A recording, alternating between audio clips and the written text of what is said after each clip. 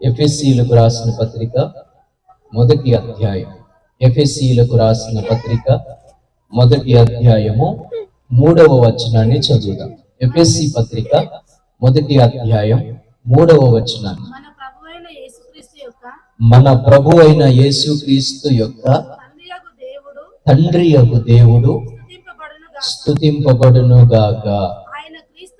ఆయన క్రీస్తునందు పరలోక విషయములలో ఆత్మ సంబంధమైన ప్రతి ఆశీర్వాదమును మనకు అనుగ్రహించెను. చాలండి. స్తోత్రం. హల్లెలూయా, హల్లెలూయా. మొట్టమొదటిగా మాట్లాడుతున్న మాట మన తండ్రి, మన ప్రభువు, మన రక్షకుడు స్తుతింపబడును గాక. ఆమేన్. హల్లెలూయా. ఎవరి ద్వారా ఆయన స్తుతింపబడాలి? మన ద్వారానే కదా. ఆయన నామం హెచ్చింపబడాలి. తండ్రి అయిన దేవుడు, మన రక్షకుడైనటువంటి ప్రభువు, ఆయన స్తుతింపబడును గాక. ఆమేన్. మన ద్వారా, ఈ కూడికల ద్వారా, మన ప్రవర్తన ద్వారా, మన విశ్వాసము ద్వారా ఆయన నామం స్తుతింపబడాలి. ఆమేన్. హల్లెలూయా. రెండవ లైన్ ఏమనుందంటే, ఆయన క్రీస్తునందు పరలోక విషయములలో. హల్లెలూయా. ఏ విషయము అంటే రెండు విషయాలు ఉన్నాయి. ఒకటి భూలోక విషయం, అంటే లోక సంబంధమైనటువంటివి. రెండవది పరలోక సంబంధమైన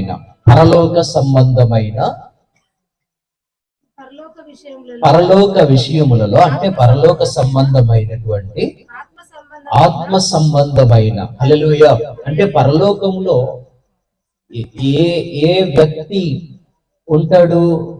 ఆత్మ సంబంధమైన మనిషి. ఆత్మ సంబంధులు, తరువాత ప్రకృతి సంబంధులు. ఆత్మ సంబంధులు, ప్రకృతి సంబంధులు. ఆత్మ సంబంధులేమో ఆత్మ విషయమైన సంగతులను గూర్చి ఆలోచన చేస్తారట. ప్రకృతి సంబంధులు లోకం గురించి ఆలోచన చేస్తారు. ఈ రోజున మనల్ని దేవుడు ఏ సంబంధులుగా ఉంచాడు? ఆత్మ సంబంధులుగా. అంటే మనందరం కూడా దేని కొరకు ఆలోచన చేస్తాం? మీరు క్రీస్తుతో కూడా లేపబడిన వారైతే పైనున్న వాటినే వెదకుడి గాని భూ సంబంధమైన వాటి మీద మనస్సు పెట్టకండి. ఎందుకంటే ఆత్మ సంబంధులు పైనున్న వాటి మీద ఎక్కువ ధ్యాస పెడతారు. ప్రకృతి సంబంధులు అంటే లోక సంబంధులు లోక విషయాల మీద ఎక్కువ ధ్యాస పెడతారు. హల్లెలూయా. కానీ ఈ రోజున దేవుడు మనల్ని తన రక్తము చేత కడిగి మన పాపములన్నిటి నుంచి కూడా విడిపించి మనల్ని ఏ సంబంధులుగా మార్చాడు? ఆత్మ సంబంధులుగా మార్చాడు. అక్కడ వ్రాయబడిన మాట ఏంటంటే, పరలోక విషయములలో ఆత్మ సంబంధమైన ప్రతి ఆశీర్వాదమును మనకు అనుగ్రహించాడు. హల్లెలూయా. ప్రతి ఆశీర్వాదం. ఎలాంటి ఆశీర్వాదం ఇది? పరలోక సంబంధమైన ఆత్మ సంబంధమైన ప్రతి ఆశీర్వాదం. హల్లెలూయా. అంటే లోక సంబంధంగా చాలా ఆశీర్వాదాలు ఉన్నాయి. ఇప్పుడు మనం ప్రతిరోజు గుర్తుపెట్టుకుంటాం, ప్రతిరోజు ధ్యానం చేస్తాం. ఎవరి గురించి? యాకోబు గారి గురించి. ఎప్పుడు గుర్తొస్తారు కదా ఆయన. యాకోబు గారి గురించి గుర్తు చేస్తాం. యాకోబు గారికి ఈ లోక సంబంధంగా ఏ ఆశీర్వాదమైనా తక్కువ ఉందంటారా? యాకోబు గారికి ఈ లోక సంబంధంగా ఏ ఆశీర్వాదమైనా తక్కువ ఉందా? భార్యలు ఉన్నారు కదా ఇద్దరు, అంటే భార్య ఉన్నారు కదా. పిల్లలు లేకుండా కొదువు ఉన్నది అంటారు ఏమన్నా? 13 మంది పిల్లలు ఉన్నారు కదా. ఎంతమంది? 13 మంది పిల్లలు ఉన్నారు కదా. పనివాళ్ళు ఉన్నారు కదా.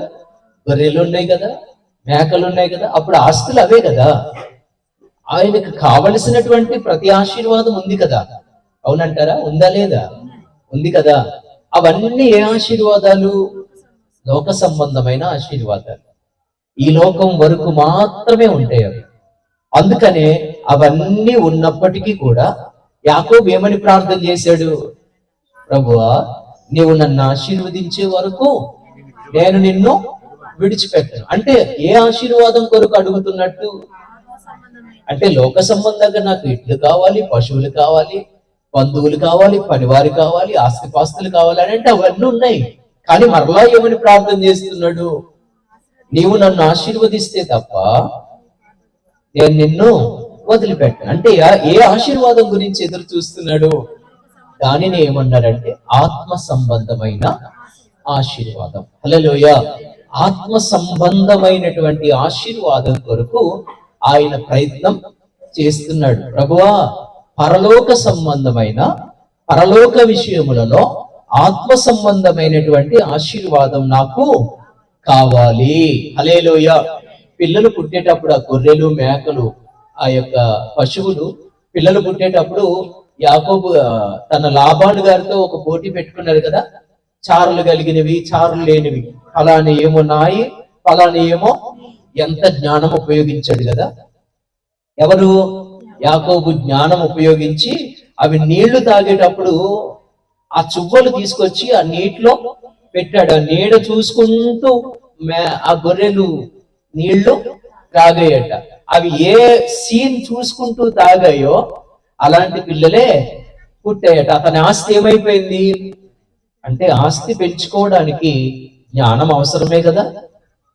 వినాలి ఈ మాటలు. హల్లెలూయా. ఈ లోకంలో బ్రతకడానికి జ్ఞానం అవసరమే కదా. అవసరం అంటారా? కాదా? అవసరమే కదా. హల్లెలూయా. ఈ లోకంలో మనం బ్రతకాలంటే, ఈ లోకంలో మనుగడ సాగించాలంటే మనందరికి ఏం కావాలి? జ్ఞానం కావాలా. ఆ జ్ఞానం కోసం మనిషి ప్రయాసపడుతున్నాడు కదా. ఆ జ్ఞానం సంపాదించుకోవడానికి చాలా ప్రయాసపడుతున్నాడు. ఆమేన్. ఏ దారిలోనైనా సరే దీవించబడాలా, నేను గొప్పవాణ్ణి అయిపోవాలా, నేను ప్రయోజకుణ్ణి అయిపోవాలని నానా రకములైన జ్ఞానాన్ని ఉపయోగించి సంపాదించి ఆ జ్ఞానము చేత, కుయుక్తి చేత, తెలివి చేత ఈ లోకంలో ఉన్నవన్నీ కూడా సంపాదించుకుంటున్నారు, బ్రతికేస్తున్నారు. ఆమేన్. నిజమా కాదంటారా? ఈ లోకంలో బ్రతకడం గొప్పతనం ఏమీ కాదు కదా. అవునా? అవునా అండి? లోకంలో ఎలాగైనా బ్రతికేయచ్చు, మనం ఏం చేసైనా బ్రతికేయచ్చు, ఏ జ్ఞానం ఉపయోగించైనా మనం ఈ లోకంలో బ్రతికేయచ్చు. కానీ మనం కోరుకోవలసినటువంటి జ్ఞానం ఏంటంటే పరలోక సంబంధమైన జ్ఞానాన్ని మనం పొందుకోవాలా, ఆత్మ సంబంధమైనటువంటి జ్ఞానాన్ని మనం పొందుకోవాలా. హల్లెలూయా. ఒక వ్యక్తిని మీకు జ్ఞాపకం చేస్తాను. ప్రపంచంలో లేక ఆ దినాల్లో ప్రజలందరూ ఆశ్చర్యపోయేటట్టుగా, ప్రజలందరూ కూడా ఒక గొప్ప జ్ఞానవంతుడిగా దేవుడే చెప్పాడు, నీ తర్వాత గాని, నీకంటే ముందు గాని నీ వంటి జ్ఞానవంతుడు ఇంకా లేడు, ఉండడు కూడా అన్నాడు. హల్లెలూయా. ఎవరి గురించి చెప్పాడు ఆ మాట? సొలొమోను గారి గురించి రాసిన మాటలవి. ఆమేన్. జాగ్రత్తగా వినాలి ఈ మాట. స్తోత్రం. హల్లెలూయా. సొలొమోను గారి పరిపాలనలో ఏదైనా లోపం కనబడుతుందా? ఏమైనా లోపం కనబడుతుంది అంటారా? కనబడదు కదా. అందరూ చెప్పుకునేటట్టుగా తన రాజ్యాన్ని పరిపాలిస్తున్నాడు కదా. ప్రజలందరూ క్షేమంగా ఉండేటట్టుగా తన రాజ్యాన్ని అతడు పరిపాలన చేస్తున్నాడు. హల్లెలూయా.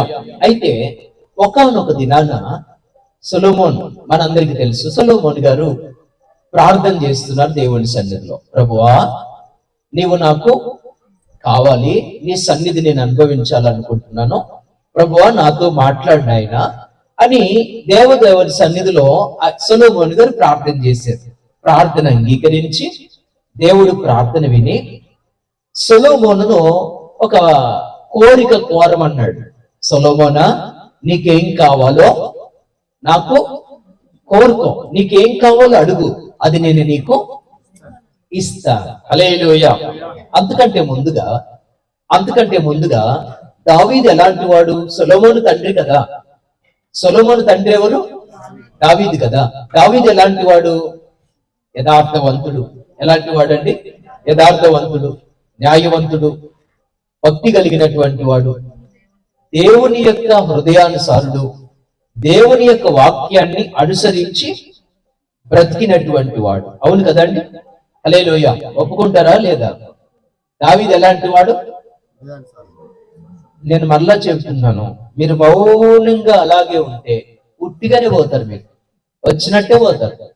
అంటే వచ్చినట్టే అంటే అలా ఎలాగొచ్చారో అలాగే వెళ్ళిపోతారు.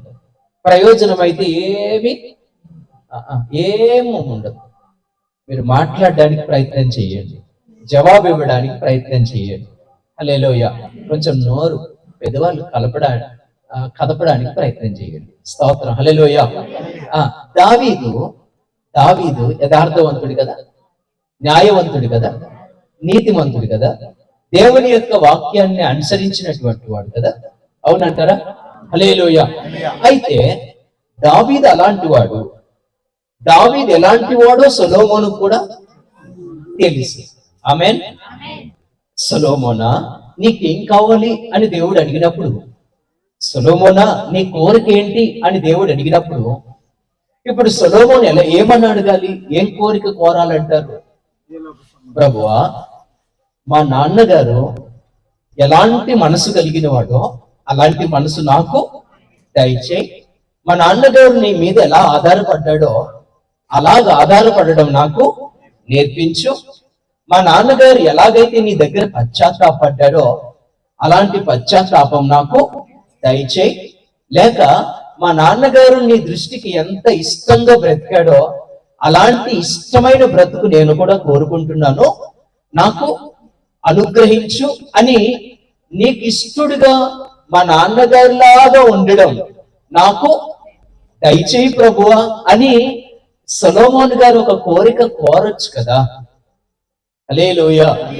నేను ఇక్కడ రెండు వ్యత్యాసాలు నేను మీకు తెలియజేయాలని ఇష్టపడుతున్నాను. ఒకటి ఏంటంటే పరలోక సంబంధమైన ఆత్మ సంబంధమైనటువంటి జ్ఞానం లేక ఆశీర్వాదం. ఇంకొకటి ఏంటంటే ఈ లోకానికి సరిపడినటువంటి జ్ఞానం లేక ఆశీర్వాదం. హల్లెలూయా. సొలొమోను గారు తన తండ్రి యొక్క భక్తి జీవితాన్ని గుర్తు చేశాడు, తన తండ్రి యొక్క యథార్థతను గుర్తు చేశాడు. ఏం కావాలో కోరుకో అన్నప్పుడు. కానీ అలాంటి బ్రతుకు నాకు ఈ ప్రభువా అని మాత్రం కోరలేదు. ఒకసారి చదువుదాం ఆ మాట. రాజులు మొదటి గ్రంథం, రాజులు మొదటి గ్రంథం 3వ అధ్యాయం, రాజులు మొదటి గ్రంథం 3వ అధ్యాయం 5 నుంచి చదువుదాం. గిబియోనులో యెహోవా రాత్రి వేళ స్వప్నమందు సొలొమోనుకు ప్రత్యక్షమై, నేను నీకు దేనినిచ్చుట నీకు ఇష్టమో. హల్లెలూయా. ఆయన అన్నిటిని అనుగ్రహించే దేవుడు కదా. ప్రభు ప్రశ్నిస్తున్న మాట ఏంటంటే, నీకు నేను ఏది ఇవ్వడం నీకు ఇష్టమో అది అడుగు. హల్లెలూయా. నీకు ఏది ఇస్తే నీవు ఇష్టపడతావో అది అడుగు అన్నాడు. ఆ ప్రశ్న చూడండి ఎంత జ్ఞానవంతంగా ఉందో. నేను ఏది ఇస్తే నీకు ఇష్టమో. హల్లెలూయా. చాలా సార్లు ఆత్మ సంబంధమైనటువంటి వరాలను దేవుడు మనకి ఇచ్చాడు అనుకోండి, ఎక్కువ సంతోషిస్తామా? లోక సంబంధమైన ఆశీర్వాదాలను సమృద్ధిగా ఇచ్చాడు అనుకోండి, ఎక్కువ సంతోషిస్తామా? ఎందుని బట్టి సంతోషిస్తాం? హల్లెలూయా. ఎందుని బట్టి సంతోషపడరా? లోక సంబంధంగా బిల్డింగ్లు, ఆస్తిపాస్తులు అన్ని ఇచ్చేసాడు అనుకోండి, అప్పుడు ఎక్కువ సంతోషపడతామా? ఇవేమి లేకుండా భక్తి జీవితాన్ని, యథార్థతను, పరిశుద్ధతను, నమ్మకత్వాన్ని, మంచి పరలోక సంబంధమైన ఆత్మీయ వరాలని దేవుడు మనకిచ్చాడు అనుకోండి, అప్పుడు ఎక్కువ సంతోషపడతామంటారా? సర్వసాధారణంగా ఈ లోకంలో ఉన్నవన్నీ మనకు కలిగితే మనకు సంతోషం, కానీ ఆత్మ సంబంధంగా ఉన్నటువంటి వాటి కోసం ఎక్కువ ఆలోచన చెయ్యం. సొలొమోనుకు అడుగుతున్న దేవుడి ప్రశ్న ఏంటంటే, నీకు ఏది ఇస్తే నీకు సంతోషమో నీకు ఇష్టమో అది నాకు అడుగు, అది నేను నీకు ఇస్తాను. అలాంటప్పుడు సొలొమోను రెస్పాన్స్ ఎలా ఉందంటే, సొలొమోను జవాబు ఎలా ఉందంటే, దావీదును గుర్తు చేస్తున్నాడు. ఏమని? నీ దాసుడు. ఎవరు? దావీదు. నీ దాసుడు నా తండ్రి, హల్లెలూయా, నా తండ్రి నీ దాసుడు దావీదు నీ దృష్టికి అనుకూలముగా సత్యమును అనుసరించి నీతిని అనుసరించి యథార్థమైన మనస్సు గలవాడై ప్రవర్తించెను గనుక. హల్లెలూయా. ఎలా ఉన్నాడు మా నాయన? మా నాన్నగారు ఎలా ఉన్నారంటే, ఆయన ఎలాంటి వాడంటే నీ దృష్టికి అనుకూలంగా బ్రతికాడు, సత్యమును అనుసరించాడు, నీతిని అనుసరించాడు, యథార్థమైన మనస్సు కలిగిన వాడిగా ప్రవర్తించాడు గనుక నీవు అతని ఎడల పరిపూర్ణమైన కటాక్షమును అగుపరిచావు. ఈ దినమున ఉన్నట్లుగా అతని సింహాసనం మీద అతని కుమారుని కూర్చుండబెట్టేదనని అతని యందు మహాకృపను చూపించావు. హల్లెలూయా. దేవా, మా నాయన యథార్థవంతుడు, నీతిమంతుడు, నమ్మకమైనడు, అలాంటి మనసి అని డైరెక్ట్ గా అనొచ్చు కదా. ఆయనలాగా నేనుంటే చాలయ్యా అని అనొచ్చు కదా. దావీదు యొక్క రాజ్యము ద్వారా ఎవరికైనా ఆయాసం కలిగిందా? దావీదు రాజ్యములో ఆయన పరిపాలనలో ఎవరినైనా ఇబ్బంది పెట్టాడా? ఎవరికైనా నష్టాన్ని కలిగించాడా? ఆయన యథార్థవంతుడని ఆయన చెప్తున్నాడు కదా. అలాంటి మనసయ్యా, అలాంటి ప్రవర్తన నాకు దయచేయి ప్రభువా అని అనొచ్చు కదా. అవన్నీ గుర్తు చేస్తున్నాడు. కానీ ఆయన చెబుతున్న మాట ఏంటంటే, నా దేవా యెహోవా, నీవు నా తండ్రి అయిన దావీదునకు బదులుగా నీ దాసుడనైన నన్ను రాజుగా నియమించావు కాబట్టి నేను బాలుడను కార్యములు జరుపుటకు. హల్లెలూయా. ట్రాక్ దిగిపోయాడు ఆయన. వినాలి ఈ మాటలు. హల్లెలూయా. ఆయన ట్రాక్ ఏం చేశాడు? మరి మీరు ఒక మాట అనొచ్చు, ఈ మనవి దేవుని దృష్టికి అనుకూలంగానే ఉంది కదా. సొలొమోను అడిగింది దేవుడు కూడా ఇష్టపడ్డాడు కదా, ఆయన అనుకూలంగానే సమాధానం ఇచ్చాడు కదా అని మీరు అనొచ్చు. హల్లెలూయా. ఈయన ట్రాక్ దిగిపోయి మాట్లాడుతున్నాడు. ఏమనంటే, ఆమేన్, హల్లెలూయా, నేను ఎలాంటి, నేను కొంచెం చిన్నోడిని, నేను కొంచెం బాలుడును, కాబట్టి ఈ రాజ్యములో కార్యములు జరిపించాలంటే నాకు బుద్ధి సరిపోదు. హల్లెలూయా. ఏం చేయాలంటే, ఇది మాట నేను అందుకే మరలా అడుగుతున్నాను, ఏం చేయాలంటే బుద్ధి సరిపోదు కదా. బుద్ధి దేనికోసం కావాలి?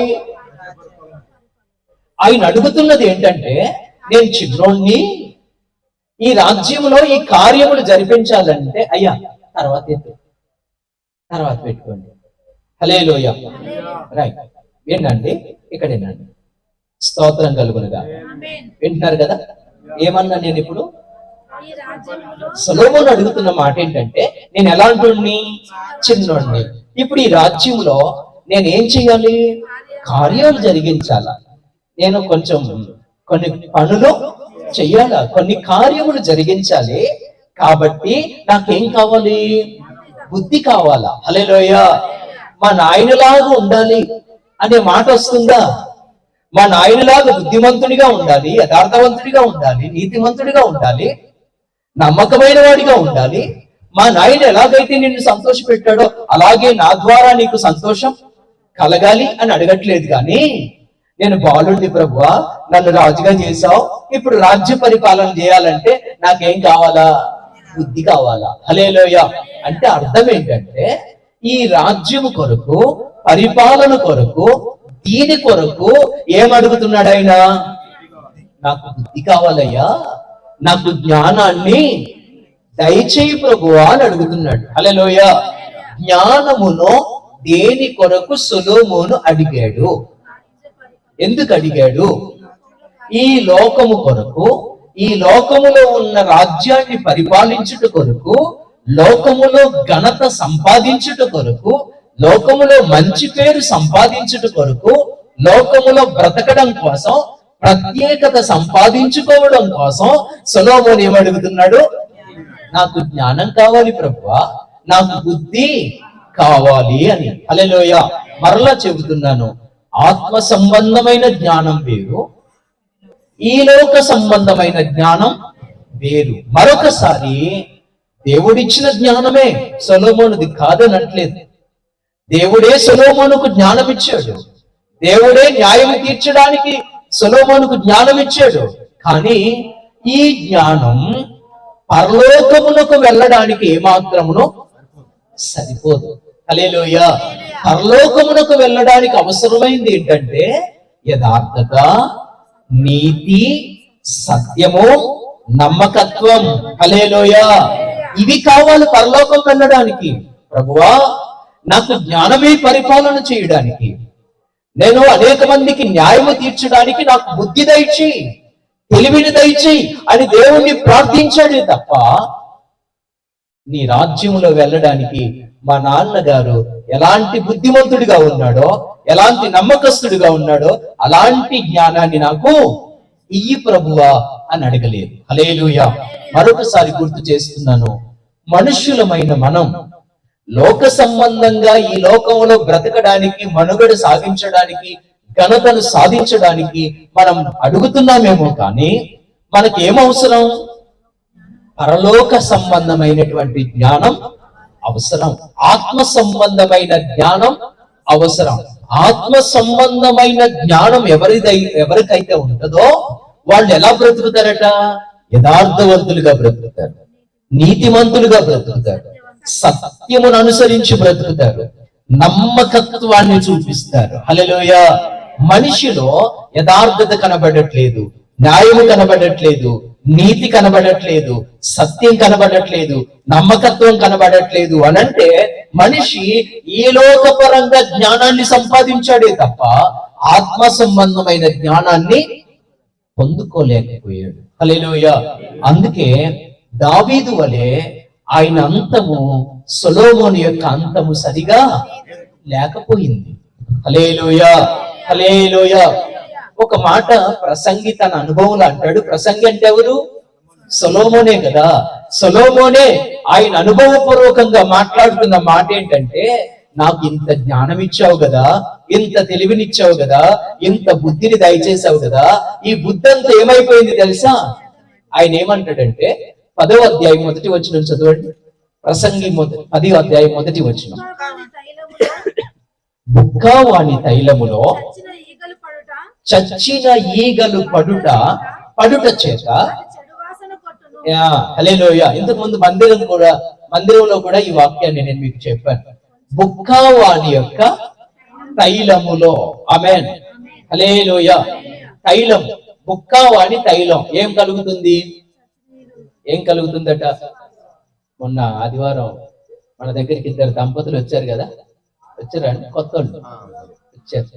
అక్కడ డేరా వేసుకుని వాళ్ళు ఆయా ప్రాంతాలు తిరుగుతుంటూ ఆమె చక్కని పాట పాడింది, చాలా ఉత్సాహంగా. ప్రార్థన చేయమంటే కూడా చాలా ఉజ్జీవంగా ప్రార్థన చేసింది. నేను వాళ్ళతో మాట్లాడి, ఏం చేస్తారు మీరు?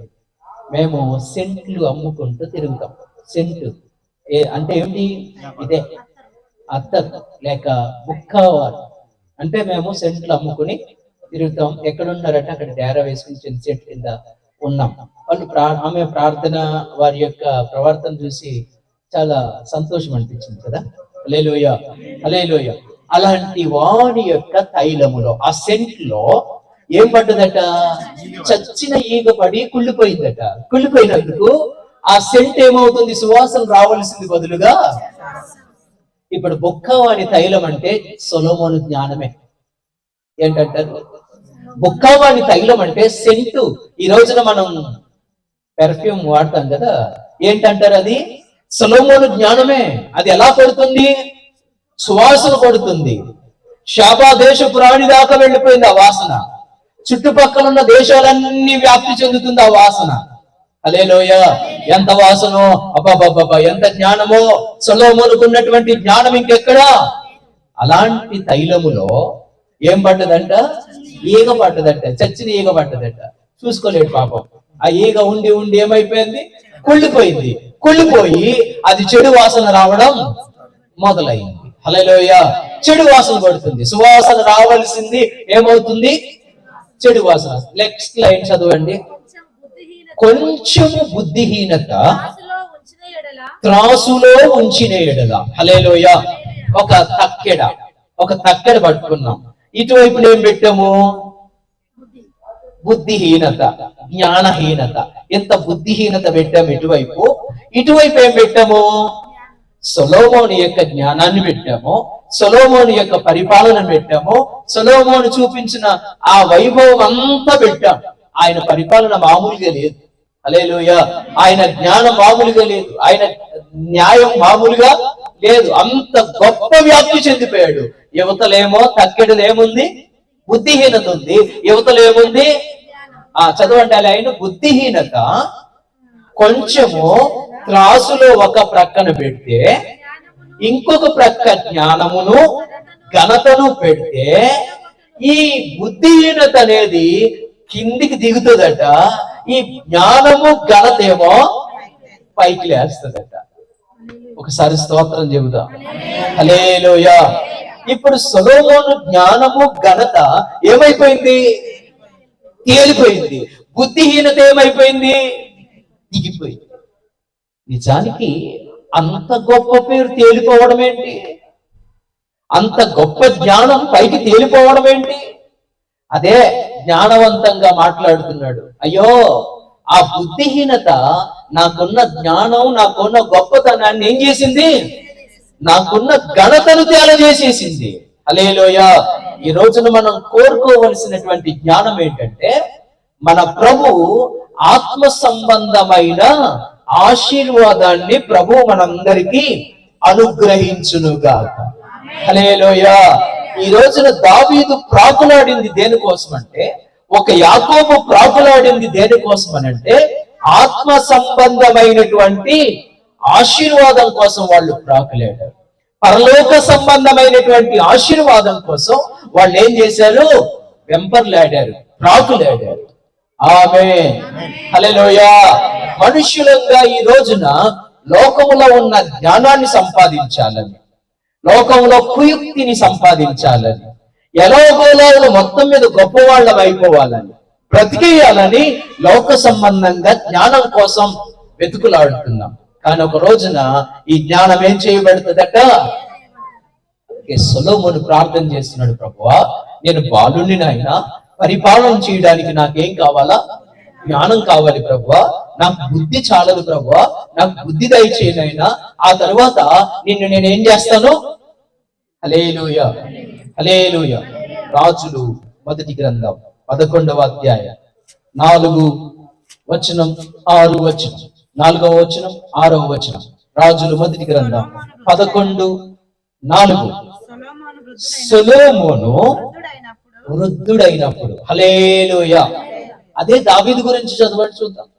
ఒకవేళ దావీదు గురించి దావీదు వృద్ధుడైనప్పుడు అని ఒకవేళ మాట్లాడితే, యాకోబు వృద్ధుడైనప్పుడు అని ఒకవేళ మాట్లాడితే, అందుకే బాలుడు నడవవలసిన త్రోవ వానికి నేర్పించుము, వాడు పెద్దవాడైనప్పుడు అని ఉంటది కదా. అక్కడ పెద్దవాడైనప్పుడు అనే పదానికి పుట్టినట్లో ఒక మాట ఉంటది, వృద్ధుడైనప్పుడు అని.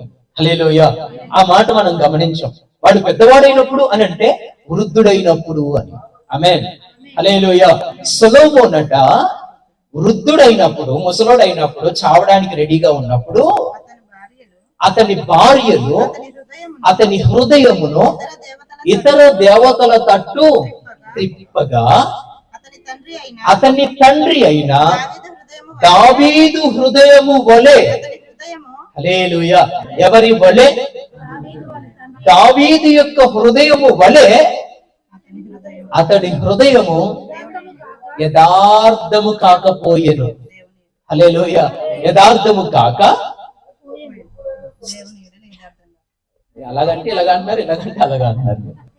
నేను అన్ని వచనాలు తీయలేదు కదా. హల్లెలూయా, స్తోత్రం. హల్లెలూయా. ఇప్పుడు వృద్ధుడైనప్పుడు, సొలొమోను వృద్ధుడైనప్పుడు ఏమవుతున్నాడట? అటువైపు తిరిగిపోయాడు దావీదు వలె. అందుకనే సొలొమోను నీకేం కావాలి అని అడిగాడు కదా. సొలొమోను నీకేం కావాలన్నప్పుడు, మా నాయన వంటి మనసు నాకు ఈ ప్రభువా అనొచ్చుగా. హల్లెలూయా. అలాంటి యథార్థత నాకు కావాలయ్యా. ఆయన ఎంత నమ్మకత్వంగా ఉన్నాడో అలాంటి నమ్మకత్వాన్ని నాకు దయచేయి ప్రభువా అని అంటే ఎంత బాగుండేది.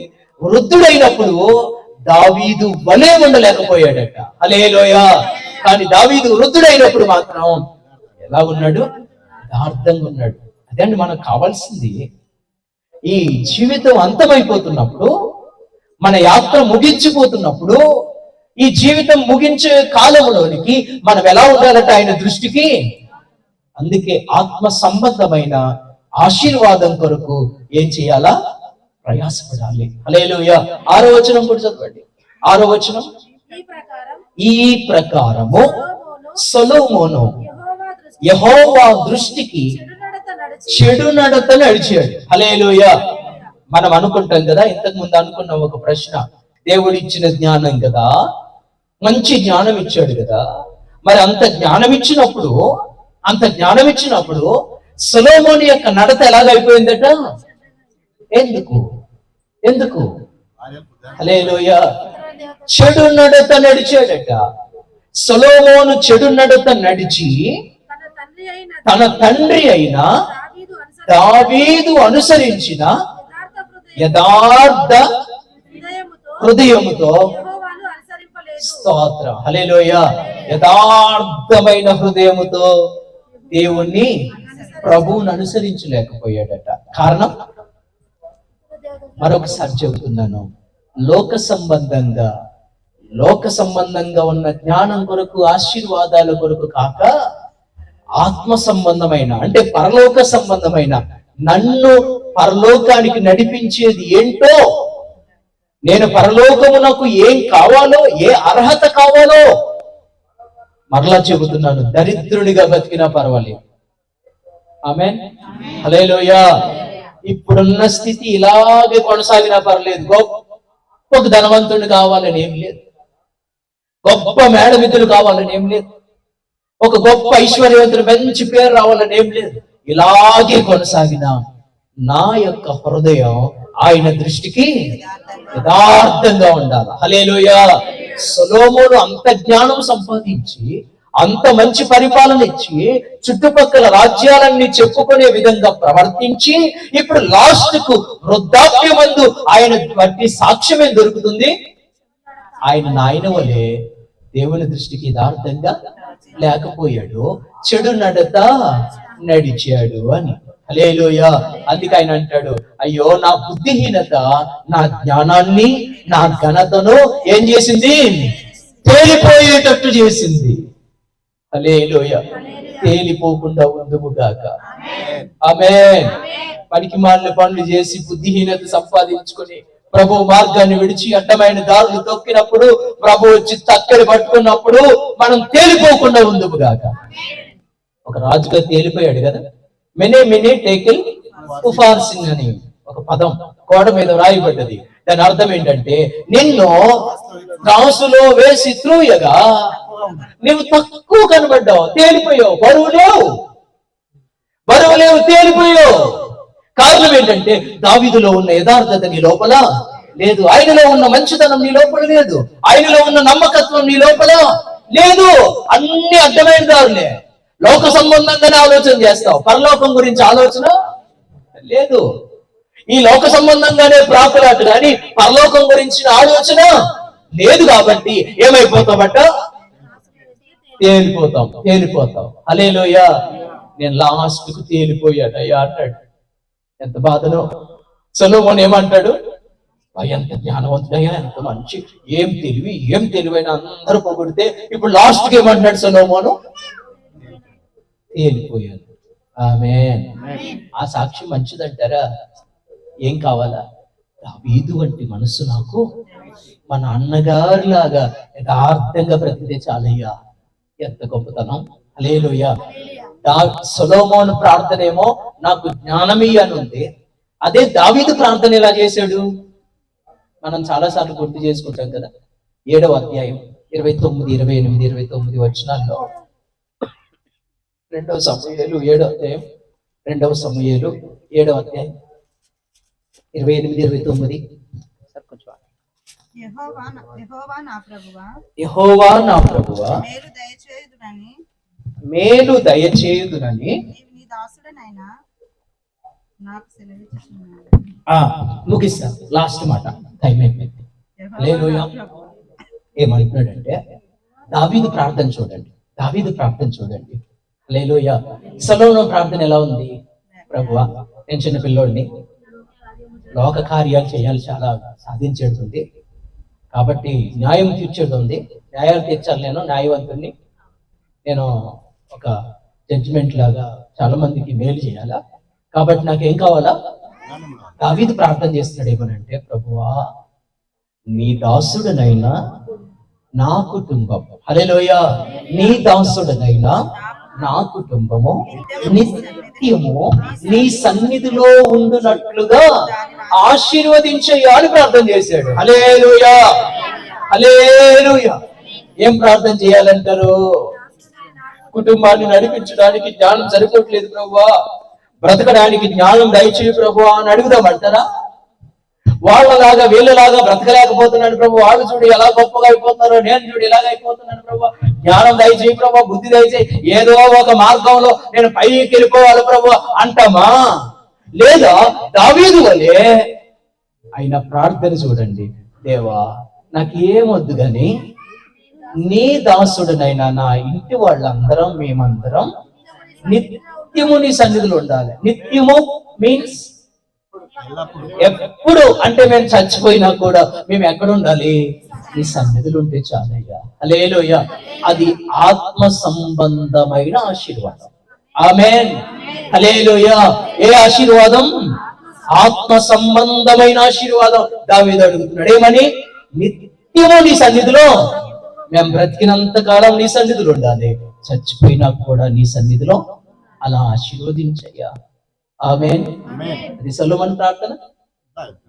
తెలివి దయచేయి, కార్యాలు చేయాలి, రాజ్యాన్ని పరిపాలించాలి, బుద్ధి నాకు దయచేయి. దావీదు ప్రార్థన, నా కుటుంబం నీ సన్నిధిలో, అది చాలయ్యా. హల్లెలూయా, ఆమేన్. అలాంటి అనుభవాన్ని ప్రభు మనకిచ్చును కాక, అలాంటి మనస్సును ప్రభు మనకు కలిగించును కాక. లోకం కొరకు, జ్ఞానం కొరకు, కార్యముల కొరకు, బ్రతకడం కోసం వెంపర్లాట వదిలి నిత్య రాజ్యమును స్వతంత్రించుకున్నటకు ప్రయాసపడుతుము గాక. ప్రార్థించుతాం. తల్లి ప్రేమ కలిగిన మా తండ్రి, కృప కలిగిన మా యేసు రాజా, మీకు స్తోత్రాలు, కృతజ్ఞతలు చెల్లిస్తున్నాం. ఆత్మ సంబంధమైన ఆశీర్వాదం కొరకు మేము ప్రయాసపడినట్లుగా మాకు ఇంతవరకు నేర్పించినందుకు స్తోత్రం. యాకోబుకు అన్ని ఉన్నాయి, కానీ అన్ని ఉన్నప్పటికీ నన్ను ఆశీర్వదించు అని ప్రార్థన చేశాడు. నిత్య రాజ్యాన్ని స్వతంత్రించుకున్నాడు. ప్రభువా, మేము ఈ లోకంలో ఎలా బ్రతకాలో నేర్చుకునే విధానాన్ని కాకుండా, ఎలా ఎవరిని ముంచాలో, లేకపోతే ఎలా మేము పైకి ఎదగాలో, లేకపోతే మేము గొప్పవాళ్ళం కావాలో మాకు ఆలోచనే ప్రభు అనివార్యముగా కాకుండా, ఈ లోకము కొరకు కాకుండా, ఆత్మ సంబంధమైన నీ సన్నిధి కొరకు, ఆత్మ సంబంధమైన ఆశీర్వాదముల కొరకు మేమును మా కుటుంబాలు నిత్యము నీ సన్నిధిలో ఉండునట్లుగా మేము ప్రార్థించుటకు నేర్పించండి. అలాంటి మనస్సును మాకు దయచేయండి. ఒక యాకోబు వంటి ప్రార్థన మాకు నేర్పించు ఆయన, దావీదు వంటి ప్రార్థన మాకు నేర్పించు ఆయన. ఆ పరలోక రాజ్యపు వారసత్వాన్ని సంపాదించుట కొరకు మాకు జ్ఞానాన్ని దయచేయండి. అలాంటి ఆ బ్రతుకు కొరకై క్రీస్తుతో కూడా లేపబడిన వారైతే పైనున్న వాటిని వెదకుడని నీ వాక్యం సెలవిస్తుంది. అలాంటి అనుభవాన్ని మీరు మాకు ప్రసాదించమని ప్రార్థన చేస్తున్నాం. విన్న మాటలు మా అందరి హృదయాల్లో ఫలింపచేసి దీవెనకరంగా మార్చండి, ఆశీర్వాదకరముగా మార్చండి. మేము కేవలం విని వదిలిపెట్టి మమ్మల్ని మేము మోసపుచ్చుకుని వారముగా కాక, ప్రభు వాక్యానుసారమైన జీవితాలు మీరు మాకు ప్రసాదించమని ప్రార్థన చేస్తున్నాం. వచ్చిన బిడ్డలందరినీ దీవించండి. ప్రతి దినం నాయన, ప్రతి రోజు ప్రయాసపడి నీ సన్నిధికి వస్తున్నారయ్యా, ఆశతో నీ సన్నిధికి వస్తున్నారు నాయన. నీ మాటలు వింటున్నారు ప్రభు. ఈ ప్రయాస వృధా కాకుండానట్లుగా, వారికి ఆశీర్వాదకరంగా ఉండినట్లుగా దీవించండి. ప్రతి ఒక్కొక్కరికి దీవెనకరంగా మార్చండి, ఆశీర్వాదకరంగా మార్చండి. వచ్చిన బిడ్డలందరినీ బలపరచండి అయ్యా. ఈ కుటుంబం కొరకే ప్రార్థన చేస్తున్నాం తండ్రి. టీచర్ గారిని బలపరచండి, ఇంకా మంచి ఆరోగ్యం ఇవ్వండి, సమాధానం అనుగ్రహించండి, నెమ్మదిని కలుగ చేయండి ప్రభు. తనకున్నటువంటి ఆలోచనలు, టెన్షన్స్ అన్ని దూరపరచండి, ప్రశాంతతను అనుగ్రహించండి. ప్రభువానికి స్తోత్రం నాయన. చక్కని ఆరోగ్యం ఇచ్చి నీ సన్నిధులు ఇంకా అభివృద్ధి చెందే కృప దయచేయండి అయ్యా. సన్నీ గారి కొరకు ప్రార్థిస్తున్నాం, మాధురి సిస్టర్ కొరకే ప్రార్థన చేస్తున్నాం. ఇద్దరిని జ్ఞాపకం చేసుకున్నాం అయ్యా. ఇరువురిని దీవించండి ప్రభు. వారికి రక్షణ ఇచ్చారు నాయన. రక్షణకు తగిన జీవితాన్ని, సహవాసాన్ని వారికి దయచేయండి. నీ సన్నిధిలో వాక్యములో అభివృద్ధి పరచండి నాయన. దీవెనకరంగా మార్చండి, మాదిరికరంగా మార్చండి. కుమారుణ్ణి, కుమార్తెను దీవించండి.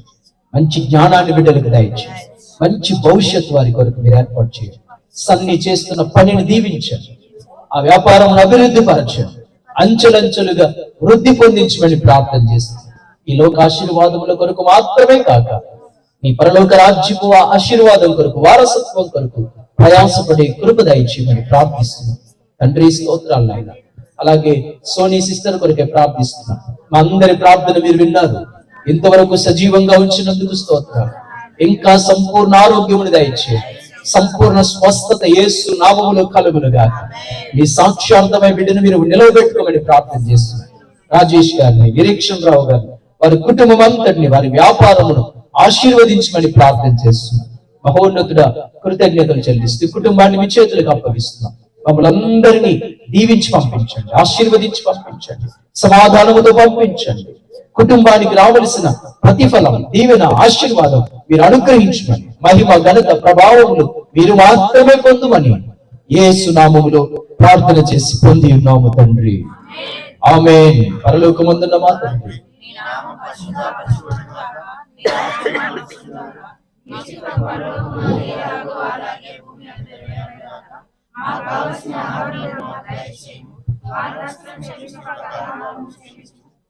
శోధనలో తప్పించు, ఎందుకంటే రాజ్యం, బలం, మహిమ నిరంతరం